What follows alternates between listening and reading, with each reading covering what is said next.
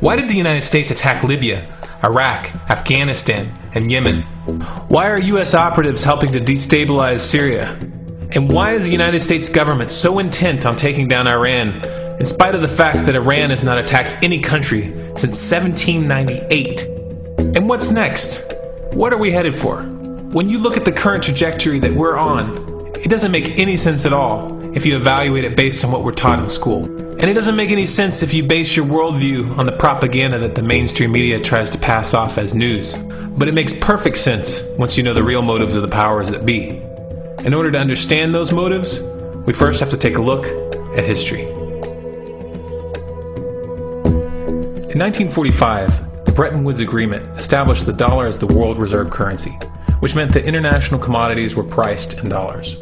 The agreement, which gave the United States a distinct financial advantage, was made under the condition that those dollars would remain redeemable for gold at a consistent rate of $35 per ounce. The United States promised not to print very much money, but this was on the honor system, because the Federal Reserve refused to allow any audits or supervision of its printing presses. In the years leading up to 1970, expenditures in the Vietnam War made it clear to many countries that the U.S. was printing far more money than it had in gold. And in response, they began to ask for their gold back. This, of course, set off a rapid decline in the value of the dollar. The situation climaxed in 1971 when France attempted to withdraw its gold and Nixon refused. On August 15th, he made the following announcement. I have directed the Secretary of the Treasury to take the action necessary to defend the dollar against the speculators. I have directed Secretary Connally to suspend temporarily the convertibility of the dollar into gold or other reserve assets, except in amounts and conditions determined to be in the interest of monetary stability and in the best interest of the United States. This was obviously not a temporary suspension, as he claimed, but rather a permanent default. And for the rest of the world who had entrusted the United States with their gold, it was outright theft. In 1973, President Nixon asked King Faisal of Saudi Arabia to accept only U.S. dollars as payment for oil and to invest any excess profits in U.S. Treasury bonds, notes, and bills. In return, Nixon offered military protection for Saudi oil fields. The same offer was extended to each of the world's key oil-producing countries, and by 1975, every member of OPEC had agreed to only sell their oil in U.S. dollars. The act of moving the dollar off of gold and tying it to foreign oil instantly forced every oil-importing country in the world to start maintaining a constant supply of Federal Reserve paper. And in order to get that paper, they would have to send real physical goods to America. This was the birth of the petrodollar. Paper went out, everything America needed came in, and the United States got very, very rich as a result. It was the largest financial con in recorded history.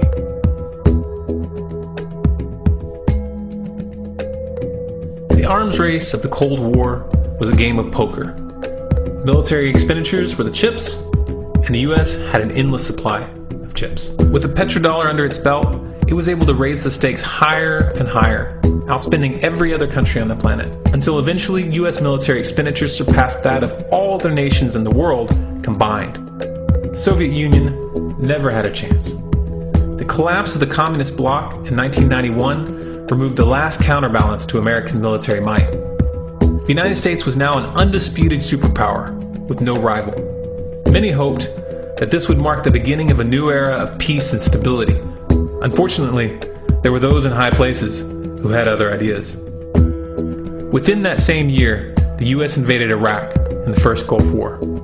And after crushing the Iraqi military and destroying their infrastructure, including water purification plants and hospitals, crippling sanctions were imposed which prevented that infrastructure from being rebuilt. These sanctions, which were initiated by Bush Sr. and sustained throughout the entire Clinton administration, lasted for over a decade and were estimated to have killed over 500,000 children. The Clinton administration was fully aware of these figures. We have heard that 500,000 children have died. I mean, that's more children than died in Hiroshima. And you know, is the price worth it? I think this is a very hard choice, but we think the price is worth it. Miss Albright, what exactly was it that was worth killing 500,000 kids for? In November of 2000, Iraq began selling its oil exclusively in euros. This was a direct attack on the dollar and on U.S. financial dominance, and it wasn't going to be tolerated. In response, the U.S. government, with the assistance of the mainstream media, began to build up a massive propaganda campaign claiming that Iraq had weapons of mass destruction and was planning to use them. In 2003, the U.S. invaded, and once they had control of the country, oil sales were immediately switched back to dollars.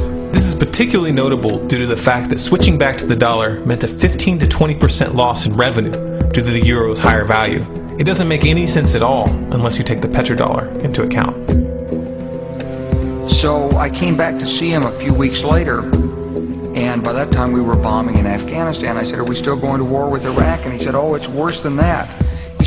He reached over on his desk, he picked up a piece of paper, and he said, I just got this down from upstairs, meaning the Secretary of Defense's office today, and he said, "This is a memo that describes how we're going to take out 7 countries in 5 years, starting with Iraq, and then Syria, Lebanon, Libya, Somalia, Sudan, and finishing off Iran. Let's take a look at the events of the past decade and see if you see a pattern. In Libya, Gaddafi was in the process of organizing a bloc of African countries to create a gold-based currency called the dinar, which they intended to use to replace the dollar in that region. US and NATO forces helped destabilize and topple the Libyan government in 2011, and after taking control of the region, US armed rebels executed Gaddafi in cold blood and immediately set up the Libyan central bank. Iran has been actively campaigning to pull oil sales off of the dollar for some time now, and it has recently secured agreements to begin trading its oil in exchange for gold. In response, the US government, with mainstream media assistance, has been attempting to build international support for military strikes on the pretext of preventing Iran from building a nuclear weapon. In the meantime, they established sanctions which US officials openly admit are aimed at causing a collapse of the Iranian economy. Syria is Iran's closest ally, and they are bound by mutual defense agreements. The country is currently in the process of being destabilized with covert assistance from NATO, and though Russia and China have warned the United States not to get involved, the White House has made statements within the past month indicating that they are considering military intervention. It should be clear that military intervention in Syria and Iran isn't being considered. It's a foregone conclusion, just as it was in Iraq and Libya. The U.S. is actively working to create the context which gives them the diplomatic cover to do what they already have planned. The motive for these invasions and covert actions becomes clear when we look at them in their full context and connect the dots. Those who control the United States understand that even if a few countries begin to sell their oil in another currency, it will set off a chain reaction and the dollar will collapse. They understand that there is absolutely nothing else holding up the value of the dollar at this point, and so does the rest of the world. But rather than accepting the fact that the dollar is nearing the end of its lifespan, the powers that be have made a calculated gambit. They have decided to use the brute force of the US military to crush each and every resistant state in the Middle East and Africa. That in itself would be bad enough, but what you need to understand is that this is not going to end with Iran. China and Russia have stated publicly and on no uncertain terms that they will not tolerate an attack on Iran or Syria. Iran is one of their key allies, one of the last independent oil producers in the region, and they understand that if Iran falls, then they will have no way to escape the dollar without going to war. And yet the United States is pushing forward in spite of the warnings. What we are witnessing here is a trajectory that leads straight to the unthinkable. It's a trajectory that was mapped out years ago in full awareness of the human consequences. But who was it that put us on this course? What kind of psychopath is willing to intentionally set off a global conflict that will lead to millions of deaths just to protect the value of a paper currency? It obviously isn't the president. The decision to invade Libya, Syria, and Iran was made long before Obama had risen to the national spotlight. And yet, he's carrying out his duty just like the puppets that preceded him. So who is it that pulls the strings? Often the best answer to questions like this are found by asking another question. Qui bono? Who benefits? Obviously, those who have the power to print the dollar out of thin air have the most to lose if the dollar were to fall. And since 1913, that power has been held by the Federal Reserve. The Federal Reserve is a private entity owned by a conglomerate of the most powerful banks in the world. And the men who control those banks are the ones who pull the strings.